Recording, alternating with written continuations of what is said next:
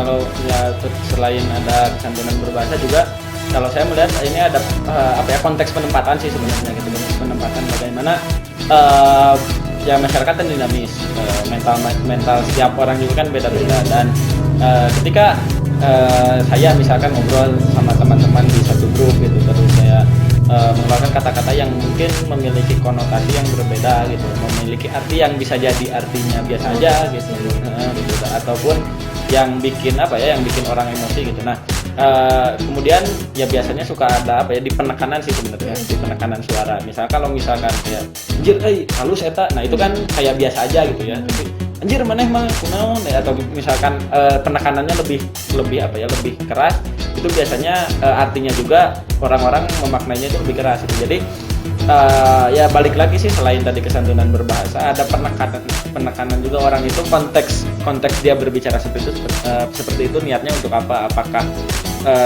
menunjukkan sesuatu yang positif, apakah menunjukkan sesuatu yang negatif? Karena suka tidak suka, mau tidak mau, bahasa mah pasti berkembang, bahasa mah pasti dinamis gitu, dan nanti akan ada muncul bahasa baru, akan ada muncul makna baru dan konteks yang lain gitu. Jadi balik lagi ke penekanan. Oke, sekarang kita ke kasus ya. Sebetulnya itu yang mungkin yang paling ditunggu-tunggu ya. Sebetulnya memang ini sudah selesai ya. Cuma karena kita mengambil temanya bahasa, jadi kasus tersebut kita ambil lagi gitu ya. Kita angkat lagi. Nah, sebetulnya saya terkaget ketika anjay ini tuh dipermasalahkan, karena bagi saya memaknai bahwa ketika saya mengucapkan kata anjay itu sebetulnya saya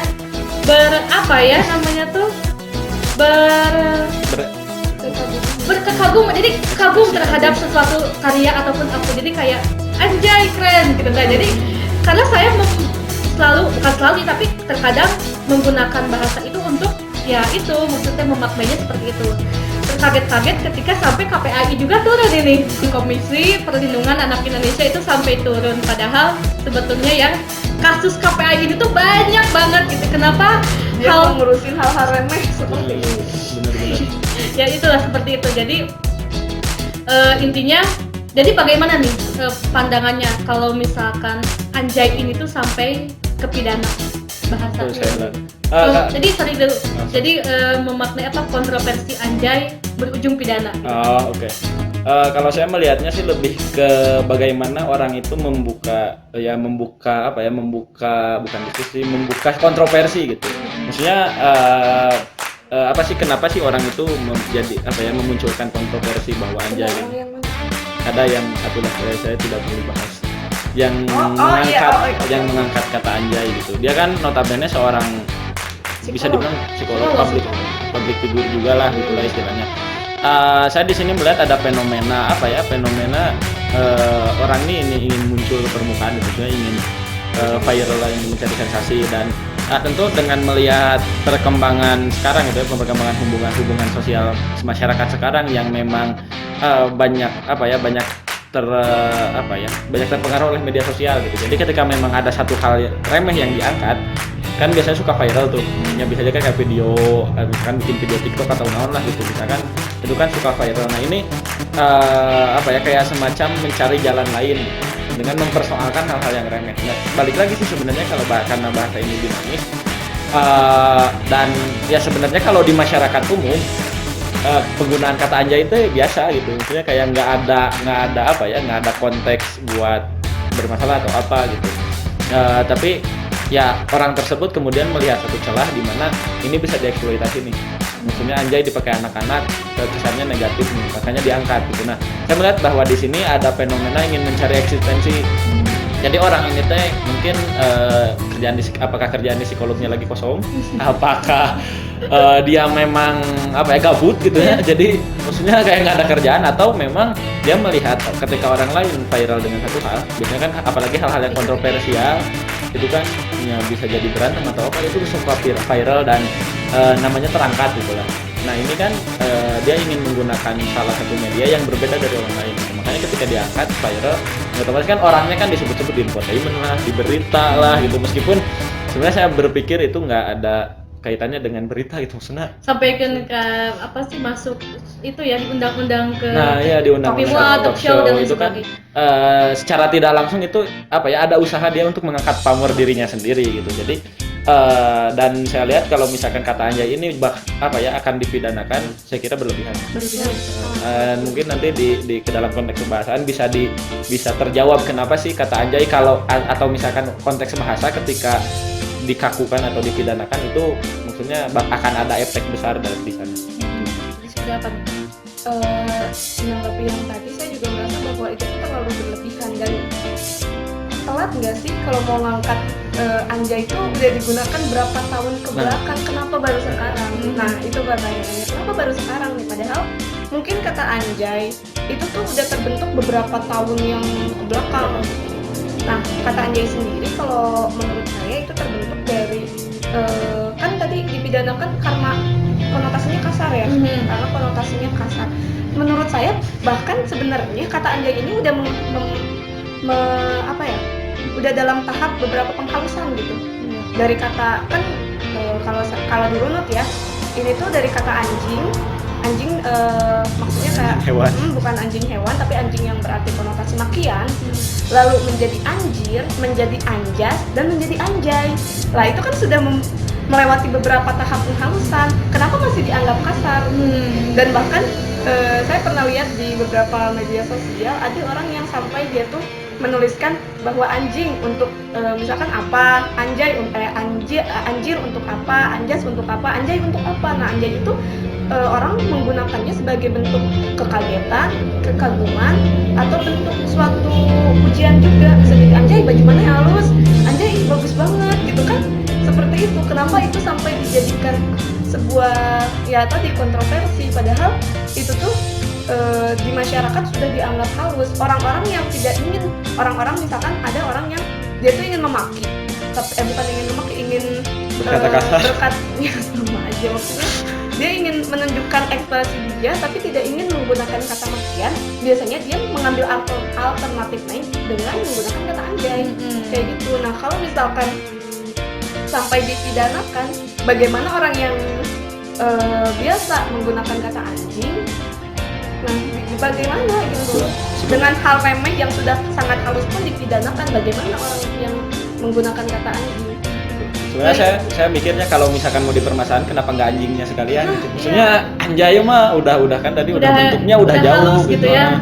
Kenapa nggak anjingnya gitu. Bahkan sudah filter lah, udah berapa kali filter lah. Jadi mungkin nanti tuh penjara bakal lebih banyak sama orang yang sebenarnya yang berkata kasar.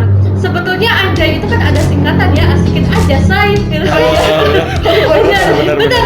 Jadi saya melihat di sebuah Twitter gitu, sebetulnya anjay itu bukan konotasinya bukan jelek, tapi itu adalah sebuah namanya tuh apa sih? Asikin aja say. Jadi singkatan ya. Akronim juga yang namanya asikin aja say. Kenapa harus dipermasalahkan gitu kan? Oke, ini menarik sebetulnya. Kan di berbagai daerah pun ada yang bahasa yang seperti itu ya, untuk contohnya di Surabaya ada yang namanya jancuk. Nah, saya nggak tahu memang artinya jancuk itu apa, tapi kata orang-orang yang asli Surabaya, yang teman saya itu bilang itu sebetulnya ya memang seperti kayak anjay itu, cuman itu bahkan lebih dalam, maksudnya artinya tuh lebih apa itu namanya tuh lebih apa ya sih, lebih kasar, cuman ya karena orang Surabaya udah terbiasa dan mereka mungkin tidak ada baper-baperan, jadi itu sudah terbiasa kata jancuk itu gitu ya. Nah oke. Ini menarik ya sebetulnya untuk bahasa ini. Ada satu pertanyaan lagi nih, kalau misalkan bahasa gaul ini benar-benar sudah mempengaruhi anak-anak zaman sekarang, apakah bahasa Indonesia ini akan hilang, akan terjerumus oleh zaman atau seperti apa pandangan kalian? Kalau misalkan nih bahasa gaul ini benar-benar sudah mempengaruhi anak-anak zaman sekarang. Ya mungkin ada kemungkinan eksistensi bahasa Indonesia sebagai bahasa resmi yang baik dan benar ya. Sebenarnya bahasa gaul juga kan termasuk bahasa Indonesia, cuman dia menyimpang dari aturan yang lazim di bahasa Indonesia resmi.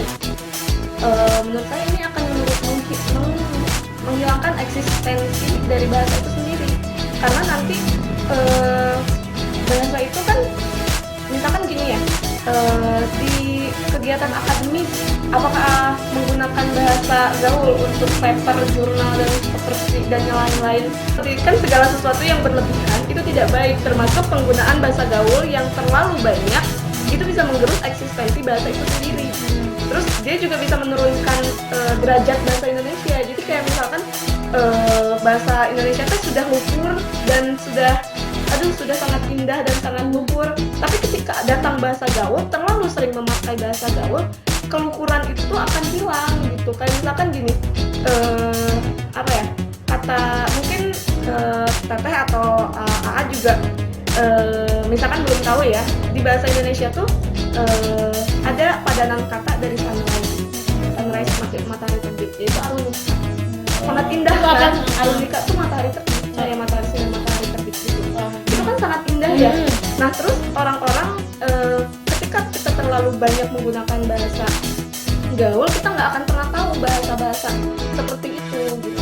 Kecuali mungkin beberapa orang yang terjun di bidang sastra, di bidang bahasa dan bidang sastra mungkin akan tahu. Tapi ketika orang awam itu mereka nggak akan tahu, dan mereka menggunakan bahasa gaul terus-menerus, dan ya itu menurunkan derajat dari bahasa itu sendiri. Saya kira kalau sampai hilang sih enggaknya, kalau sampai hilang banget sih enggaknya. Tadi juga disampaikan mungkin yang bahkan berubah adalah derajatnya dan padangan kata gitu. Makanya kan kenapa di kita ada KBBI ya, ada KBBI itu ada pedoman ejaan yang tiap beberapa tahun direvisi gitu. Mungkin ini juga yang jadi salah satu cara untuk melihat dinamika bahasa gitu, karena kalau misalkan ya kita menggunakan bahasa gaul di semua aspek itu, bahkan di akademis di mana ya bisa bukan tidak mungkin bahwa bahasa Indonesia yang sekarang ya bahasa Indonesia yang baik dan benar lah gitu istilahnya karena hilang gitu. Tapi ketika selama masih di dalam beberapa penggunaannya masih tergantung dengan konteks sih sebenarnya fine aja gitu, selama emang bahasa Indonesia yang baik dan benar ini masih dipakai dan bahasa gaul juga tetap berkembang gitu. Karena ya tentu bahasa gaul pun kan perlu ada upgrade lah istilahnya, dan nggak mungkin kan kayak dulu zaman saya lupa lagi, zaman dulu kan ada bahasa kalau misalkan kita ingat lagi kalau geuleuh gitu ya, saya tambah kata nyebut kata tapi geuleuh pernah pakai itu tapi geuleuh gitu. Nah mungkin ke depan juga bahasa gaul itu akan berkembang, cuman ya kita dilihat di sini bagaimana kemudian si bahasa ini digunakan oleh masyarakat sesuai konteks.